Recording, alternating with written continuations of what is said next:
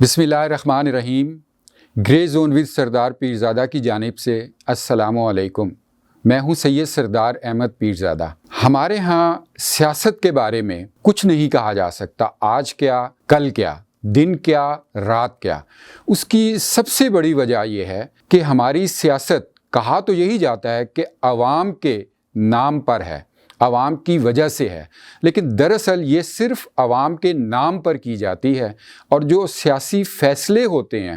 اہم فیصلے، وہ شاید چند لوگ کرتے ہیں۔ کہاں کرتے ہیں وہ اس بارے میں زیادہ ڈیٹیل میں جانے کی ضرورت نہیں، لہٰذا جب چند لوگ فیصلے کر رہے ہوں تو کبھی بھی کچھ ہو سکتا ہے۔ اور ایسا ہی کبھی بھی کچھ کے حوالے سے ابھی تازہ ترین جو ہوا چل پڑی ہے وہ یہ ہے کہ شاید شہباز شریف کی جو اتحادی حکومت ہے وہ IMF سے کامیاب مذاکرات کے بعد اور بجٹ پاس ہونے کے بعد چھٹی کرا دی جائے گی۔ یہ ہوا چل پڑی ہے اور بہت اہم اشارے سامنے آ رہے ہیں۔ ایک سب سے اہم اشارہ یہ کہ بلاول بھٹو نے اپنی جو کل کی تقریر ہے اس میں اسی بات کے حوالے سے شاید ریبٹل دی ہے۔ اس کو ڈی کوڈ کرنا ہے ہم نے آج کی گفتگو میں، اور بھی چند بڑی ہی اہم باتیں آپ سے کرنی ہیں۔ سب سے پہلے ایک درخواست کہ اگر آپ نے ابھی تک گرے زون ود سردار پیرزادہ کو سبسکرائب نہیں کیا تو پلیز سبسکرائب کر لیں اور بیل آئیکن کا بٹن ضرور دبائیے گا۔ اچھا، جو شہباز شریف صاحب کی حکومت کے جانے کی خبریں ہیں اس بارے میں سب سے پہلے تو میں آپ کو پس منظر بتاتا ہوں، پھر اپنے جو آرگومنٹ ہیں وہ میں بلڈ کروں گا۔ پس منظر کے حوالے سے آپ دیکھیے کہ ہم سب ایک بات کہہ رہے تھے، پوچھ رہے تھے، ہم سب، میں بھی اور بھی صحافی، جتنے جرنلسٹ ہیں، جو غیر جانبدار جرنلسٹ ہیں اور جو غیر جانبدار مبصرین یا سوچنے والے ہیں، وہ یہ بات سوچ رہے تھے کہ شہباز شریف کو، آصف علی زرداری کو، PDM کو کیا مصیبت پڑی تھی کہ وہ اس چیز میں سانپ کی کھنڈ میں انگلی دے دیں، یعنی 3-4 مہینے صبر کر لیتے، بجٹ آ جاتا، وہ ساری بارودی سرنگیں جو عمران خان نے ان کے لیے لگائی تھیں وہ ان پر پھٹتی، اس کے بعد آپ اپنے عدم اعتماد کی تحریک لے آتے، اور جو نومبر میں تقرری ہونی تھی چیف آف آرمی سٹاف کی، اس پر بھی آپ اپنی جو اس پہ تھی آپ صلاحیت استعمال کر لیتے۔ میں مرضی کا لفظ استعمال نہیں کر رہا، لیکن یہ بات بڑی اہم تھی اور سب پوچھ رہے تھے، اس کا کوئی واضح جواب نہیں مل رہا تھا۔ گو مگو تو تھی، سینہ گزٹ باتیں بھی تھیں، لیکن اب تازہ ترین جو باتیں آئی ہیں، جو گزشتہ 24-48 گھنٹوں میں سامنے آئی ہیں، جس میں سب سے اہم جو خرم دستگیر ہیں، منسٹر ہیں فیڈرل، ان کا جو ایک انٹرویو آیا ہے اس حوالے سے، اور پھر تجزیہ نگار اور خاص طور پر حامد میر صاحب نے جو اپنا بہت اہم تجزیہ دیا ہے، اس حوالے سے تمام باتیں کھل کر سامنے آ گئی ہیں۔ خرم دستگیر نے کہا کہ دیکھیں جی، کہ اپریل میں بہت امکان موجود تھا کہ جو عمران خان صاحب ایسی فلائٹ لے لیتے، ایک ایسا اقدام کر دیتے کہ نئے چیف آف آرمی سٹاف کو سرپرائز دے کر منتخب کر لیتے، نیا چیف آف آرمی سٹاف لگا لیتے۔ اس کے بعد ان کا کہنا تھا، خرم دستگیر کا، کہ نیب کے اندر بے شمار ججز کو لایا جا رہا تھا، 100 کے قریب ججز کو، اور یہ سب ارادے اس لیے تھے کہ جو اپوزیشن پارٹیز ہیں، ان کے رہنما ہیں، ان کے خلاف کیسز بنائے جائیں، انہیں اریسٹ کر لیا جائے، اور عمران خان کا سارا راستہ جو ہے وہ صاف ہو جائے، بالکل موٹر وے کی طرح وہ اس پہ سپیڈ پہ گاڑی چلائیں، نہ سائڈ سے گزرے نہ سامنے سے کوئی آئے۔ یہ جو ایک دلیل تھی وہ خرم دستگیر نے دی۔ اس کی سپورٹ دیگر تجزیہ نگاروں نے بھی کی اور حامد میر صاحب نے بھی کی۔ حامد میر صاحب نے یہ ساری باتیں کی کہ یہ سب کچھ ہونے کا امکان تھا، اور جب پیپلز پارٹی کو اس میں شامل دعوت کیا گیا، یعنی کھانے کی دعوت میں، اس کھانے کی اقتدار کی دعوت میں پیپلز پارٹی کو بھی شامل کرنے کی انڈائریکٹ دعوت دی گئی، اور پیپلز پارٹی کو پتہ چلا کہ کیا ہونے والا ہے، تو پھر یہ سارا جو آپ سمجھیے کہ شطرنج کی بازی الٹی گئی، اور یہ ایک اقتدار کا پانسا پلٹا گیا۔ اور اپریل میں یہ جو ایک غموں کا توق ہے، جس کا شوق منیر نیازی نے پہلے بتا دیا تھا کہ کچھ سن مرندہ شوق بھی سی، کچھ گل وچ غماں دا توق بھی سی، وہ توق شہباز شریف اور اتحادی حکومت نے اپنے گلے میں ڈال لیا۔ اب یہ تو تھا ایک پس منظر، اب اس پہ تھوڑے سے آرگومنٹ لے کے چلتے ہیں۔ عمران خان صاحب، جن کے بارے میں یہ کہنا بالکل ثابت ہے اور ثبوت کے ساتھ کہا جا سکتا ہے کہ گزشتہ 3.5 سالوں میں سب کہہ رہے ہیں کہ جتنی معیشت تباہ ہوئی، جتنے قرضے لیے گئے گزشتہ 75 سالوں میں نہیں لیے گئے۔ میں ایک نئی بات یہاں کر رہا ہوں کہ گزشتہ 3.5 سالوں میں عمران خان صاحب نے جتنا جھوٹ بولا ہے سیاست میں اور اپنے آپ کو سچ ثابت کیا ہے جھوٹ کی بنیاد پر، اتنا شاید گزشتہ 75 برسوں میں نہیں کیا گیا پاکستان کی سیاست میں۔ اچھا، ایک اور بات کہ جو کہتے ہیں نا کہ ہٹلر کے ایک جرنیل تھے بڑے مشہور، ان کا کہنا تھا کہ اتنا جھوٹ بولو اور اس طرح بولو کہ وہ سچ لگے۔ اگر عمران خان صاحب اس دور میں ہوتے تو ہٹلر اس جرنل کی جگہ عمران خان کو اپنا وزیر اطلاعات بناتے، اور کچھ عرصے بعد ہٹلر کو یقین ہو جاتا کہ عمران خان ہٹلر کے وزیر اطلاعات نہیں بلکہ ہٹلر کی جگہ پر سربراہ بن چکے ہیں۔ خیر، اتنا جھوٹ بولا انہوں نے۔ اب انہوں نے خرم دستگیر کا یہ بیان جو ہے اس کو بھی ٹویسٹ کر کے اپنے حق میں استعمال کرنا شروع کر دیا ہے۔ انہوں نے کہا عمران خان نے کہ دیکھ لیں کہ خرم دستگیر سچ بول گئے کہ وہ سب اندر ہو جانے تھے۔ جناب، یہ تو سب کہہ رہے تھے کہ عمران خان نے اپنے 3.5 سال میں اپنے مخالفین کو جھوٹے مقدمے بنا کر نیب کے ذریعے اور مختلف کیسز کے ذریعے صرف راستے سے ہٹایا ہے۔ اس کے اوپر ایک پیسے کی بھی کرپشن ثابت نہیں ہوئی، اور عمران خان اور ان سے پہلے مشرف دور میں بھی جتنے کیسز بعد بنے گئے تھے، شہزاد اکبر نے آگے لے کر چلے، ان پر لاکھوں ڈالر لگے، لاکھوں پاؤنڈ دیے گئے، لیکن کوئی کرپشن ثابت نہیں ہو سکی۔ یہی خرم دستگیر آئندہ کا بھی خدشہ ثابت کر رہے تھے کہ وہ آرمی چیف لا کر اپنی مرضی کا، یہ علیحدہ بات کہ جب اپنی مرضی کا آرمی چیف لایا جاتا ہے تو وہی لانے والا شاید سب سے پہلے گھر جاتا ہے، یہ ہماری روایت ہے۔ خیر، آرمی چیف لا کر یہ اور نیب کے نئے ججز اپنی مرضی سے لا کر وہ سب کچھ یہ کرنا چاہتے تھے، اور ہمارے ہاں ایک عدلیہ کی ایک معذرت کے ساتھ کچھ افسوسناک تاریخ بھی ہے کہ جو عدلیہ ہے، مثلا وہ پسندیدہ مثال کے طور پر ثاقب نثار صاحب نے امین اور صادق کردار ایک کریکٹر سرٹیفکیٹ عمران خان کو دے دیا ہے۔ کیا وہ آپ ثابت کر سکتے ہیں عمران خان کو ثاقب نثار صاحب، صادق اور امین وہی والے جو ڈیم فنڈ لگا کر خیمہ بنا کر بیٹھنا چاہتے تھے؟ ہماری عدلیہ کے بارے میں کیا کہیں گے آپ؟ بالکل، ہم معزز عدلیہ کے بارے میں ہم زیادہ کچھ نہیں کہہ سکتے، لیکن آپ ایک مثال دیتا ہوں۔ مثلا جب ذوالفقار علی بھٹو کو پھانسی دے دی گئی عدالت میں، اور سب کہا گیا کہ یہ بڑے میرٹ پر فیصلہ کیا گیا ہے اور ایک ظالم کو، ایک مجرم کو سزا سنائی گئی ہے، یہ پاکستان کا آئین اور قانون بلند ہوا ہے۔ آج وہی عدلیہ ذوالفقار علی بھٹو کے جو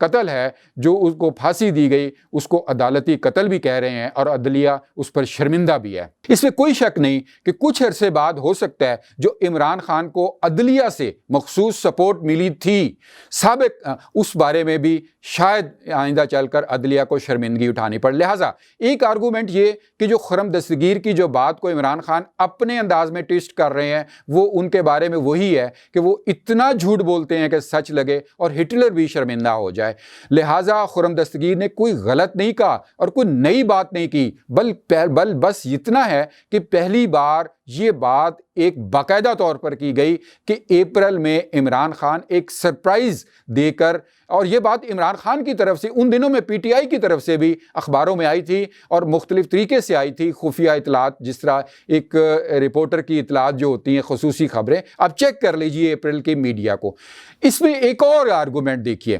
اگر عمران خان صاحب ایسا اقدام کرتے، یہ میں اب آپ کو اپنا تجزیہ دے رہا ہوں، تو یہ کیا بالکل ویسا ہی اقدام نہ ہوتا جیسا نواز شریف نے 99 میں جنرل مشرف کے حوالے سے کیا تھا، اور اس کی جو بات کا رد عمل تھا، اس کو سوچ کر کیا کانپنا نہیں چاہیے؟ اور ایک اور بات آپ دیکھیے کہ بے شک جو آئی ایس آئی کا ادارہ ہے وہ وزیر اعظم کو رپورٹ کرتا ہے، اور آئی بی تو براہ راست وزیر اعظم کے زیر کنٹرول ہوتی ہے۔ یہ دونوں ہی ادارے جو ہوتے ہیں، جس کو عمران خان نے خود کہا ہے کہ وہ ان کی آنکھیں اور کان تھے، اس وقت اپریل میں جو آئی ایس آئی تھی، ان کے جو سربراہ تھے وہ تھے جو عمران خان جن کے بارے میں اس سے پہلے کہہ رہے تھے کہ جو ان سے پہلے کے سربراہ تھے ان کو رکھنا چاہتے تھے. تو کیا یہ ممکن تھا عمران خان کے لیے کہ کوئی ایسے سرپرائزنگ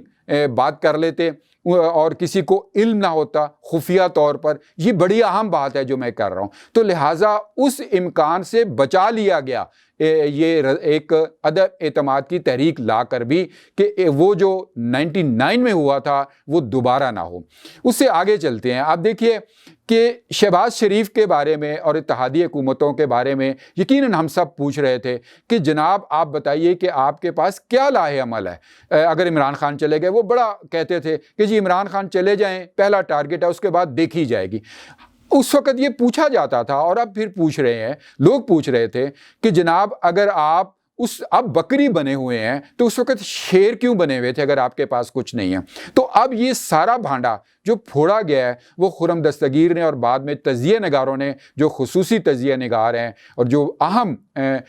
ذرائع تک ان کی رسائی ہے، انہوں نے بتایا ہے کہ چند دنوں کے اندر ایسی ڈیولپمنٹ ہو رہی تھی کہ عمران خان ایسے اقدام کرنے لگے تھے کہ بہت بڑا ایک پاکستان کے اندر انتشار پھیل جاتا. اور اس کی ایک ان کے مزاج کو دیکھتے ہوئے واضح مثال دیتا ہوں کہ جب اسمبلی کے اندر جو عدم اعتماد کا تحریک کا اجلاس ہوا، آپ کو پتا ہے کہ انہوں نے قاسم سوری جو ڈپٹی اسپیکر کے ذریعے تھے، اس کے ذریعے اجلاس جو تھا وہ اسمبلیاں توڑوا دی اور اس کے وہ قرارداد نامنظور کروا دی، ریجیکٹ کروا دی، اور پھر فوری تقریر کر کے پریزیڈنٹ کے چند منٹوں کے اندر اسمبلیاں توڑوا دی. یعنی عمران خان ایسے خطرناک کھیل سکتے ہیں جو ملک کو ہمیشہ کے لیے نقصان پہنچا سکتے ہیں. اس لیے یہ عدم اعتماد کی تحریک کے بارے میں جو خرم دستگیر اور دیگر لوگوں نے بھانڈا پھوڑا ہے، اس کو جو عمران خان رنگ دے رہے ہیں وہ اپنے مزاج کے مطابق دے رہے ہیں. لہٰذا اس بارے میں کلیئر رہنا چاہیے کہ خرم دستگیر نے نئی بات کوئی نہیں کی، بلکہ ایک بات کو ریکارڈ پر لے کر آئے ہیں، آفیشیل ہو گئی ہے، اور عمران خان اس کو ٹویسٹ کرنے کے اپنی ماہرانہ جو کارکردگی ہے استعمال کر رہے ہیں. اب آگے دیکھیے، بات یہ ہے کہ IMF وہ اس کے ساتھ ہمارے مذاکرات قریب پہنچ گئے ہیں، فیٹف سے قریب پہنچ گئے ہیں. بجٹ تک کا جو سنگین ترین خاردار رستہ تھا وہ موجودہ حکومت نے گالیاں کھاتے ہوئے سہ لیا، پہنچ گئے، اب یہاں تک پہنچ گئے. اب ان کی خواہش ہوگی کہ آگے چلا جائے. لیکن اس کے باوجود یہ کہنا چاہیے کہ بعض حلقوں میں، اور یقیناً آپ سمجھ رہے ہوں کہ بعض حلقوں میں یہ خواہش پہلے سے موجود ہے جو اب دوبارہ سے زور پکڑ رہی ہے کہ اس حکومت کو گھر بھیج کر الیکشن کی طرف جایا جائے. یہ اتنی چھوٹی افواہوں کی بات نہیں تھی، کیونکہ بلاول بھٹو نے کل جو بے نظیر بھٹو کی جو ان کی سالگرہ تھی اس کے اوپر تقریر کرتے ہوئے کہا تھا کہ موجودہ حکومت کو، شہباز شریف حکومت کو، اتحادی حکومت کو 1 سال تک کام کرنے دینا چاہیے تاکہ یہ اپنی پروگرس دکھا سکے. یہ بڑی اہم بات ہے بلاول بھٹو کی. اگر یہ باتیں افواہیں ہوتی تو بلاول بھٹو ایسا ریبرٹل نہ دیتے، کیونکہ بلاول بھٹو جیسا جو ریبرٹل آنا اتنی اہم جگہ سے وہ غیر اہم نہیں ہے. اس کو ضرور نوٹس کیجئے. اب اگر بات دیکھیں کہ جو یہ خواہش کہ شہباز شریف کی حکومت چلی جائے اور جو ان کے پسندیدہ عمران خان صاحب ہیں وہ دوبارہ واپس آ جائیں، یہ موجود ہے اس وقت اور لوگوں کے سینوں پر ایک بل پڑ رہا ہے. لیکن اگر دیکھا جائے تو پاکستان کے اندر سے شاید یہ اب فوری طور پر ممکن نہ ہو، کیونکہ موجودہ حکومت رفتہ رفتہ سٹیبل ہو رہی ہے، اکنامیکلی بھی، اور گالیاں کھا کر بھی جتنی کھانی تھی وہ کھا چکی ہے، لہٰذا سٹیبل ہو رہی ہے. اب دوسری طرف پریشانی لگ گئی ہے، لہٰذا اندر سے تو شاید امکان ایسا موجود نہ ہو. لیکن ایک بات میں بڑی اہم آپ تک پہنچانے لگا ہوں کہ اگر یہ دباؤ